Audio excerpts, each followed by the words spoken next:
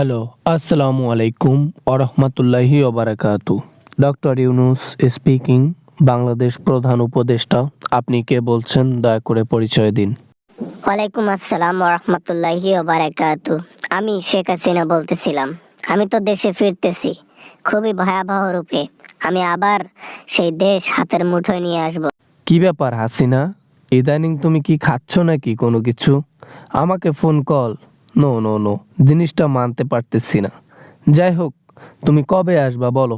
চিন্তা করেছি নির্বাচনের আগেই যাব। নির্বাচনের আগে গিয়ে দেশটাকে কবজায় নিয়ে আসব। যে সিংহাসনে অন্য কেউ বসার কথা, সেখানে আমি বসে শাসন করব। বললেই হলো না, মগের মূল্য পাইছো? হ্যাঁ, তুমি আসলা আর সিংহাসন পেয়ে গেলা। তোমার জন্য জেল রেডি করে রাখা হয়েছে, তাড়াতাড়ি আসো।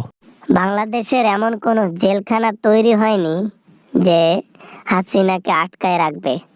এমন কোনো জেলখানা আজ অবধি তৈরি হয়নি আমাকে আটকে রাখবে। সবুর করো, সবুর করো। তোমাকে আটকে রাখার জন্য স্পেশাল জেল রাখা হয়েছে, আর এই জেলের নাম হচ্ছে চিরণী ঘর। চিরণী ঘরে তোমাকে রাখবো। এটা আবার কেমন ঘর? আমি তো আয়না ঘর তৈরি করেছিলাম, তোমরা আবার চিরুনি ঘর তৈরি করছো। এ ঘরের ডিজাইন আবার কেমন, সেটা আবার কবে করলা? এ ঘরের ডিজাইন তোমাকে যখন ধরা হবে তখন বুঝতে পারবা যে চিরণী সেল কেমন হয়। ঠিক আছে, আয়না ঘর তো বহু দেখছো, এবার চিরণী ঘর দেখবা। আমাকে আমাকে ধরতে পারলেই না তোমরা চিরুনি ঘরে রাখবা আমাকে, না? আমাকে তো কেউ ধরতে পারবে না। আইনের হাত এত বড় লম্বা এখনো হয় নাই। লেকচার কম করে মারো।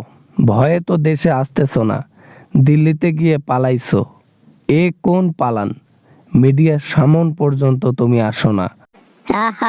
প্ল্যান গোটাইতেছি, প্ল্যান করতেছি যে বাংলাদেশের মধ্যে আবার গিয়ে কেমনে ক্ষমতা নেব, প্ল্যান সাকসেস করব। আরে হাসিনা, এই আশাটা তোমার আশাই থেকে যাবে।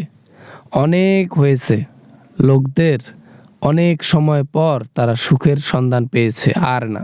দেশের মধ্যে লকডাউন দেওয়া হবে, সমাবেশ করা হবে।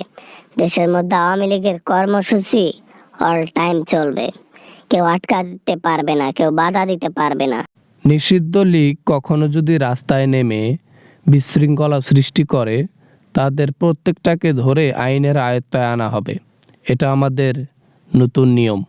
ও, সিস্টেমে আমাদেরকে নিষিদ্ধ করে দিছো যাতে আমরা আন্দোলন করতে না পারি, আমরা লকডাউন দিতে না পারি, আমরা সমাবেশ করতে না পারি, তাই না?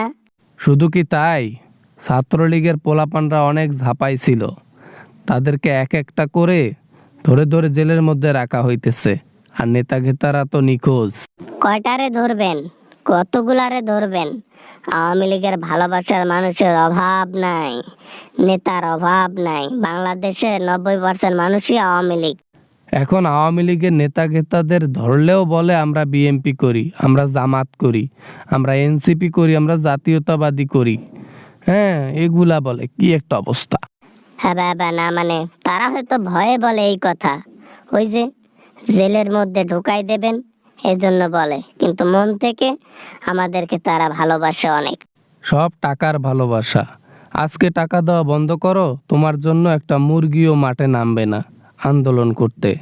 টাকা দিয়ে সব কিছু করা যায়, এটা আমি জানি। হ্যাঁ বাবা, না মানে ফোন রাখলাম, বাই বাই।